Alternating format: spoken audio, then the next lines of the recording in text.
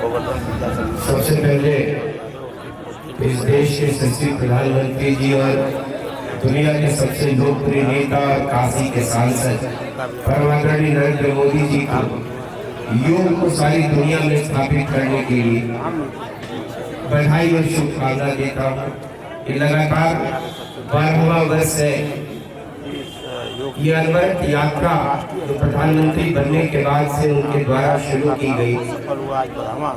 कल्पना करिए, ये अतीत में योग योगियों की, ऋषि मुनि संत महात्माओं की अपने को स्वस्थ और निरोग रखने की एक कला थी, एक विधा थी, उसको जन जन तक पहुंचाने का था। क्योंकि उनकी मंजिल है, उनका सपना है कि जब देश निरोग रहेगा, स्वस्थ रहेगा, तभी वो आने वाले दिनों में विश्व गुरु बनेगा। ऐसे निरोग और स्वस्थ भारत की जो कल्पना है, उसके लिए योग को जन जन को अपनाने का जो आह्वान देश के प्रधानमंत्री जी और उत्तर प्रदेश के यशस्वी मुख्यमंत्री योगी आदित्यनाथ जी ने किया है। आज सारा संसार ये एक सप्ताह का कार्यक्रम आज से शुरू होगा। हर दिन योग करना है। एक दिन करके आप अपनी रोग नहीं रख सकते। रोज अभ्यास की जरूरत है। योगासन है, आसन है, इसमें प्राणायाम है और ध्यान है। तो आप सब जब अपने जीवन में इसको अपनाएंगे, लोगों की बढ़ती हुई जो देखिए कैसे रोग बढ़ रहा है संसार में, तो धीरे धीरे भारत की इस विधा को संसार के 177 से ज्यादा देशों ने, जब संयुक्त राष्ट्र ने इसको विश्व योग दिवस 21 जून को मान्यता दिया, तो आज सारा संसार योग करता है। 21 जून को दुनिया का कोई ऐसा कोना नहीं, चाहे वो यूरोप हो, अमेरिका हो, ऑस्ट्रेलिया हो, न्यूजीलैंड हो, जितने महाद्वीप हैं, द्वीप हैं, सभी में आपको लोग योग करते हुए, यहाँ तक कि हमारे जो मुस्लिम भाइयों की कंट्री है, उन देशों में भी अब लोग योग करते हैं।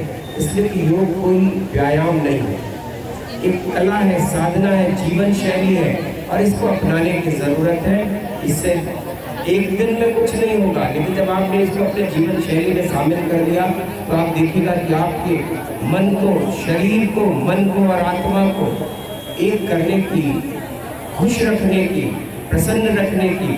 शरीर स्वस्थ होता है तो मन खुश होता है, मन खुश रहता है तो आपकी आत्मा, अंतरात्मा तक खुशी पहुंचती है।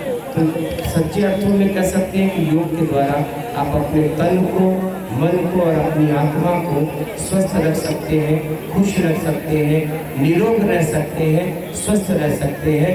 तो आइए हम सभी मिलकर एक सप्ताह का कार्यक्रम, 21 जून को तो महाअभियान है। दुनिया का कोई ऐसा कोना नहीं। मैंने आपसे कहा कि चाहे वो टाइम्स स्क्वायर अमेरिका हो, चाहे वो बिग बेन घड़ी हो लंदन की, चाहे वो पेरिस का एफिल टावर, इन सब के नीचे जब आप योग करते लोगों को देखते हैं तो भारत की इस विधा पर आपको गौरव की अनुभूति होती है।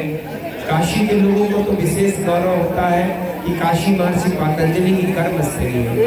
अष्टांग योग के प्रणेता महर्षि पतंजलि की कर्मस्थली काशी है और उत्तर प्रदेश उनकी जन्मस्थली है। गोंडा में उनका जन्म हुआ था।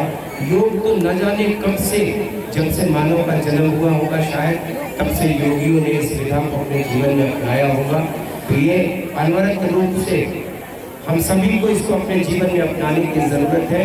और जब आप इसको अपना लेंगे तो आपको लगेगा कि आपने बहुत बड़ा परिवर्तन अपने जीवन में किया है। आज यहाँ जितने लोग इस पावन पवित्र माँ गंगा के तट पर आए हैं, आप सबने समय दिया है, तो आप सबको मेरी तरफ से, हमारे साथी भाई हंसराज विश्वकर्मा जी हैं, जिला प्रशासन के प्रखर जी हैं, जितने भी हमारे गोवर्धन पूजा समिति यहाँ रोज घाटों पर योग का कार्यक्रम अनवरत रूप से न जाने कितने वर्षों से चल रहा है। हमारे जितने भी इसमें अभय भाई हैं, योगी, हमारे जितने भी साथी इसमें शामिल होते हैं, मेरी तरफ से ढेर सारी बधाई और शुभकामना। और ये मुझको भी गौरव की अनुभूति होती है कि मैं बाबा विश्वनाथ जी भूत पावन इस पवित्र नगरी का रहने वाला हूँ, काशी का रहने वाला हूँ। इसमें आयुष की जड़ें बड़ी गहराई तक है। इसी शहर ने दुनिया को, आज दुनिया जिनको फादर ऑफ प्लास्टिक सर्जरी कहती है, ये महर्षि सुश्रुत की जन्मस्थली है काशी। महर्षि पतंजलि के बारे में आपको बताया। महर्षि अगस्त हमारी एक विधा है आयुष की, जिसको सिद्ध कहते हैं। तो सिद्ध की जनक जो तमिलनाडु दक्षिण भारत में प्रचलित है, उस विधा के भी जन्मदाता महर्षि अगस्त्य की जन्मस्थली भी काशी है। तो काशी अपने आप में अपने को बड़ी गौरवशाली मानती है। और सबसे अंत में ये देश के यशस्वी प्रधानमंत्री आदरणीय नरेंद्र मोदी जी की जन्मस्थली है काशी। बहुत बहुत आभार।